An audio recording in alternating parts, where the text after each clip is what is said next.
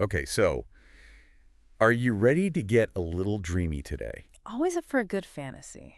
Perfect.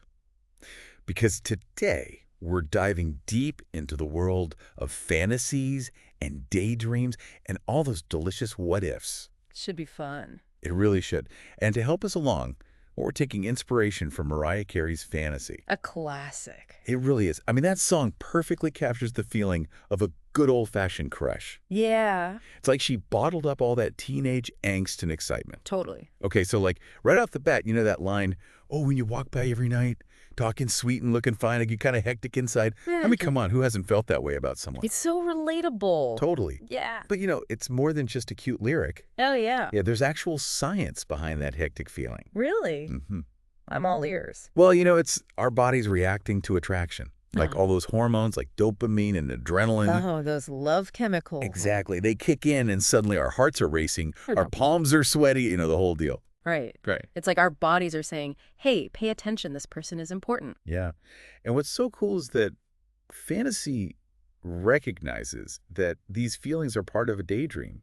It's not necessarily reality. It's all about that sweet, sweet fantasy, baby. I love that.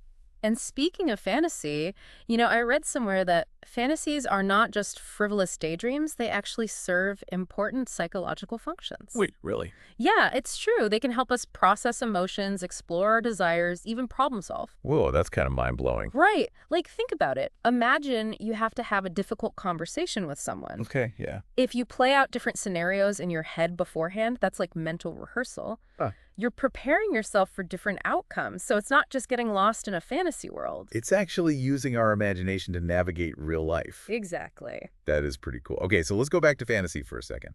There's that part where Mariah sings, I'm in heaven with my boyfriend, my laughing boyfriend. There's no beginning and there is no end. Feels like I'm dreaming, but I'm not sleeping. Right. It's like she's describing that feeling of a fantasy being so real. Yes.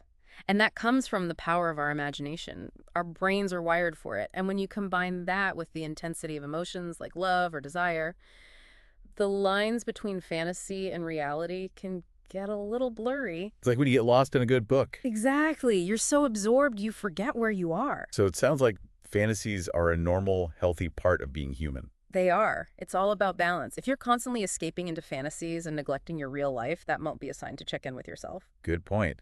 So I guess fantasies are more complex than we give them credit for.